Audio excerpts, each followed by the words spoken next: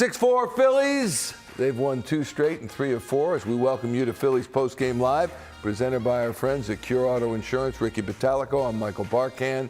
John Kruk coming your way in just a moment. The Phillies back in the wild card realm once again with tonight's win. And let me tell you something. This starter that they faced, Kyle Bradish, other than one start against Boston, this guy in his other 17 starts, a 2.64 ERA. That ain't nothing. So that's a nice win tonight. Very interesting in that Bradish went out in the first couple innings and was lights out. He had no issues. All of a sudden, he lost the strike zone a little bit, and then the Phillies started taking advantage of him. You get a guy on the ropes, they did not let him off. That's the one thing that I love about the Phillies offense today. They noticed the guy was having trouble throwing strikes, and when he did come over, straight as an arrow. Yeah. You got to love that as a hitter. The other thing is this is reaffirming with regard to Rob Thomson. Sometimes you got to just stay the course. Sometimes you got to just realize that the guy knows what he's doing, even if you have pause sometimes. I don't think he doesn't know what he's doing. No, I'm not suggesting that he doesn't. I will say this much. I thought he went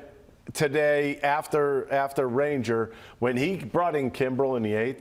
I was thinking, all right, is he going to bring him in there for 2 innings? No, he put him in there for the bulk of the lineup and then kind of switched it over for Soto to get 6, 7, 8. I mean, that's a brilliant move in itself right there. Yeah. Speaking of brilliance, let's go to John Kruk right now at the ballpark. Yes, indeed. Call tonight's game with Tom McCarthy. Look at that white chapeau. He's looking resplendent. John, talk a little bit about Craig Kimbrel in there in the 8th inning, and what kind of masterstroke was that by Rob Thomson?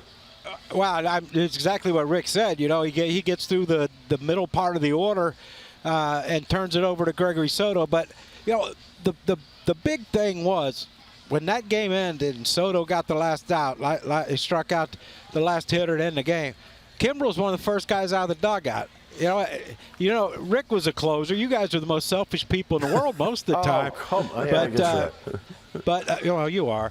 But, you know, that just tells you that this, you know, look, we're all in this thing together. I don't care who gets what save or who gets what opportunity. You know, it's about the win, and they figured one out. You know what, John? You look again. Brandon Marsh, Jake Cave, and Edmundo Sosa at the bottom of the lineup. 4 for 9, 3 runs scored, and 2 RBIs. I mean, the depth on this team, to me, that's a sparkling point on this team.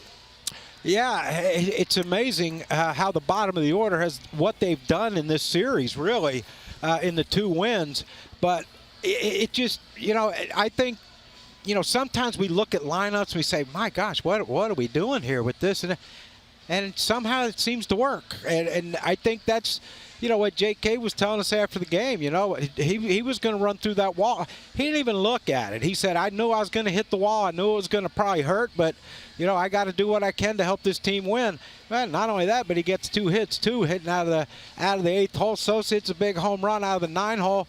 It's just, you know, and Brandon Marsh keeps putting up good at-bats and getting on base. You know, you get that contribution from 7, 8, 9, God forbid whoever we play if 1 through 6 starts really hitting like they're capable of hitting, this could get dangerous for some teams. John, we're on a roller coaster with this team, and for the most part, it's been a blast. Tom said, as you close the broadcast, you know what, it's going to go down to the wire. And I'm looking ahead at their next 14 games, and I'm thinking maybe not if they could take advantage of 10 of the next 14 against last place teams. This is time to make some hay, isn't it?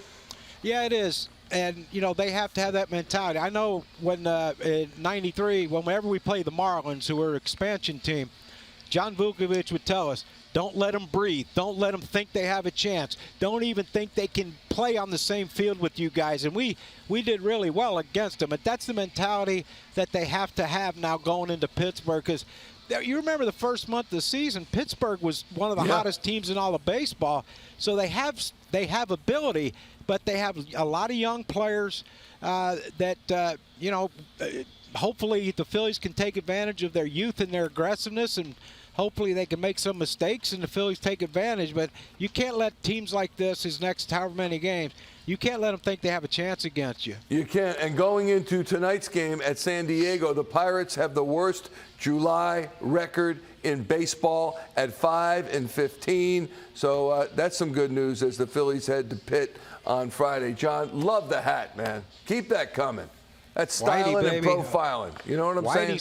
Whitey's looking down on us 2-0 with these hats on. So. That's a great point. You don't want to disappoint him. All right, my friend. Gosh, no. No way. All right, we'll talk to you real soon. John Kruk joining us Rick, from the booth.